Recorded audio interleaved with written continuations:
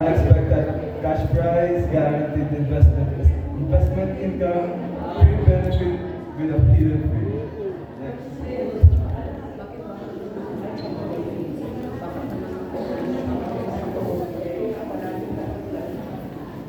Yung mga isa rin po ito, yung sa OTP. Marami po akong nakita kanina sa messages nyo na humihingi ng OTP, right? So please, yung mga nasabihan ko po kanina, don't share it po. Yun lang po, sa partner. So, next. Iho, may question ako. Yes, ma'am. Kasi ang karamihan ay scam yung mga may Gcash. Okay? No, baka gusto mong magsalita regarding that. Kasi payment through Gcash and everything. Online cash. Codes and everything. Online ba? May nai-scam din dyan eh. Huwag kang kabahan, nandidinig ka eh. Huwag kang makinig. Ay, okay, sige. Sorry sige. Okay. Mamaya po ba yung nakilala? Sorry po. It's okay. Huwag ka manginig. Nanginig ka eh. So next, the payment.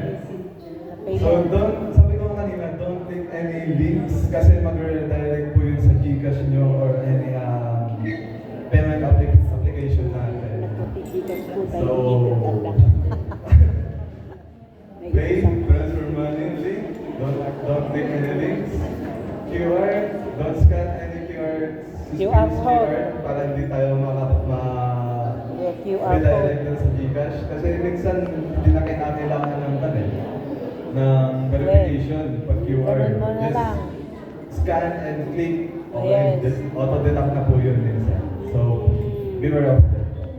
And wag rin po tayo mag-install ng kahit anong application na pinopromote nila. Kasi minsan may kasama po yung virus na pumapasok sa phone natin and ma-access po yung payment applications po natin. So, like Gcash, pwede na pong ma-bypass yun and babawasan po yung amount ng money po natin that we will transfer somewhere. So, beware of installing any suspicious applications. Next.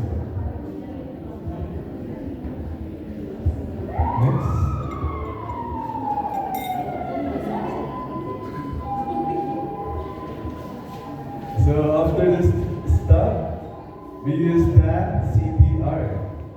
CPR stands for C, check, CPR. P, protect, and R for report. Na-mention na po yung kasama ko kanina. Yan, di ba? So, pagkakaalala nyo.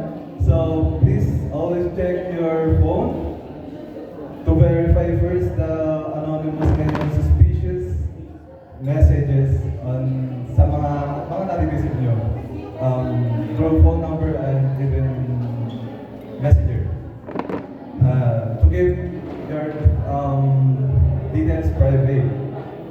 And of course, always visit our official links para sa mga promotions like may mga ibang applications po kasi na nagpro-promote sila. Visit their official website na lang po if legit yung pinopromote na send sa'yo para mas better. Alright, next. Next. Report to the police. So this is the best practice. Read the message. Your account will be Yan, sample lang po na Tapos nag-nervyos ka. Your account will be deactivated today. Ayan, pag may mga nagpapap na mga ganyan sa cellphone nyo, please don't click it. Kasi minsan virus po talaga yung mga usual na ganyan. Mga lumalabas na bigla-biglang nagpapap up sa screen nyo. Please don't click the button below. So, pakiback na lang po and make sure your cellphone is virus free. Kasi may built-in naman pong scanner yung cellphones nyo. Huwag na lang po kayo mag-download ng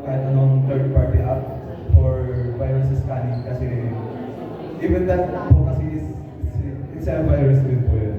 Kaya please don't download any third-party app po. May built-in virus protection po tayo. So, magpa-help po tayo sa mga anak natin, mga apo natin, kasi mas gamay po nila yung mga ganyang bagay. Oo, yung mga Lalo na bata. sa generation po ngayon is more on technology, lahat po ng mga bata is alam na po yung mga ginagawa nila about technology. Yes, ma'am?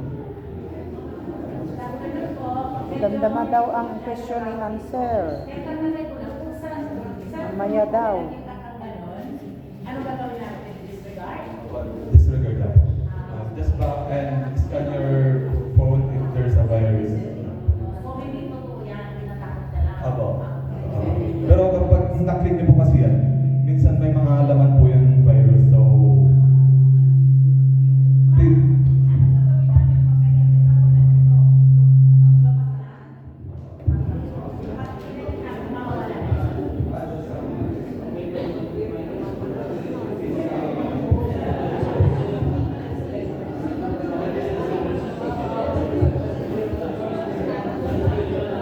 Order na lang ko na naman.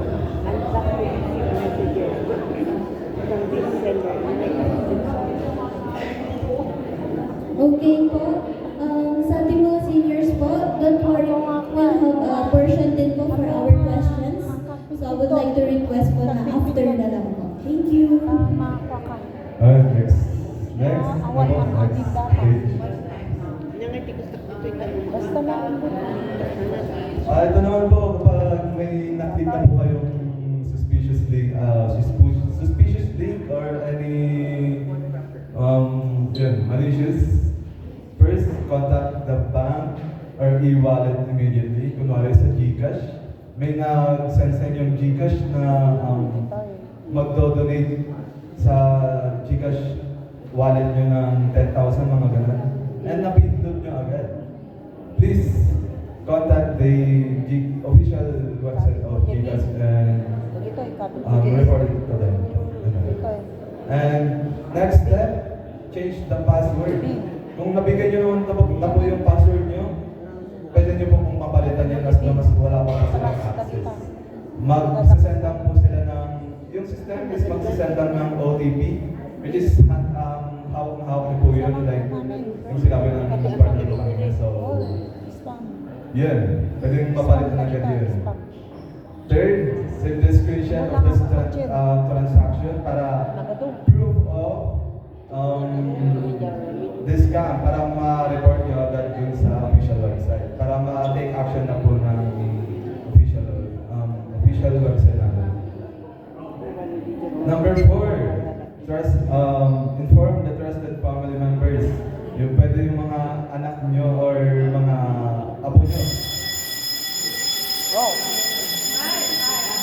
Fire!